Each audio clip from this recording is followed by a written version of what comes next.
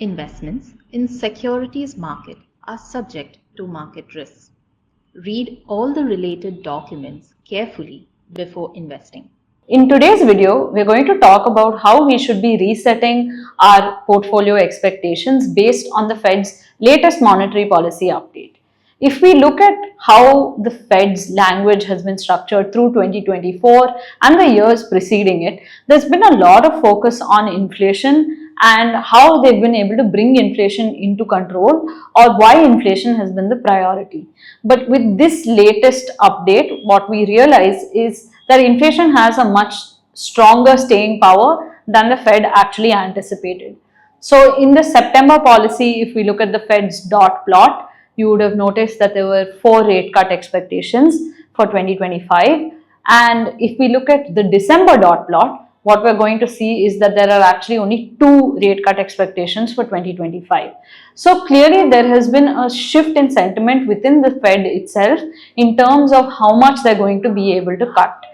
In our earlier analysis, we talked about how Donald Trump's policies are actually going to be inflationary even if they are growth oriented, which means to say that whether it's about onshoring jobs back to the US, whether it's about imposing tariffs on trade partners, or if it's about tax cuts that would stimulate the economy, all of these policies boil down to being inflationary in nature, which means that our expectations of inflation itself have to change for the long run. We can't expect to be at 2% inflation. That seems rather unrealistic if we want to be in a growing environment. And when it comes to this battle between inflation and growth, often the better choice for economic activity turns out to be the higher path of growth, because inflation can also be a reflection of a growing economy and not necessarily always a problematic symptom. Now, this brings us to an important question in terms of, okay, if this is actually good news, that is, we're not expecting a recession anymore, you're actually seeing better growth numbers, then shouldn't markets be rallying? And there's an interesting answer to this question, and it has a lot to do with expectations.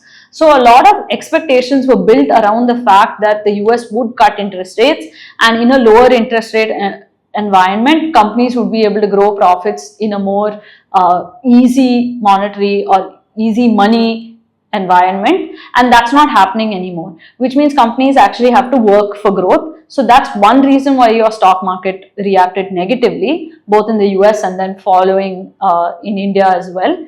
Now, the second reason why you could have seen markets underreact or sort of react negatively to this news is because there is a relative difference between stocks and bonds. And now if bonds are going to offer higher yields, then at a lower risk, investors are able to earn better returns. So when we compare equity and fixed income side by side, US equities seem less attractive than US fixed income. And this is why you're seeing the equity markets react negatively. Now, moving on to bond markets, why did US Treasury yields rise at the back of this news? Again, this all goes back to what markets expected versus the kind of reality they are being served right now.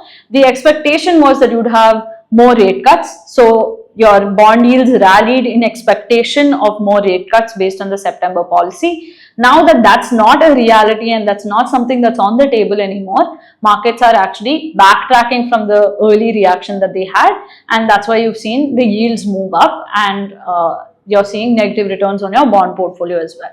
So what does all of this actually mean for the investor today, especially if you're based out of India and not in the US? Does this matter for you at all? Now, the short answer to that is yes, because one thing that you can notice is that Indian markets seem to be taking clues from global counterparts. So when you're seeing the US markets tank the following day in India, also you're seeing a negative reaction to the start of trade, and then you're seeing markets sort of respond to that over a period of time.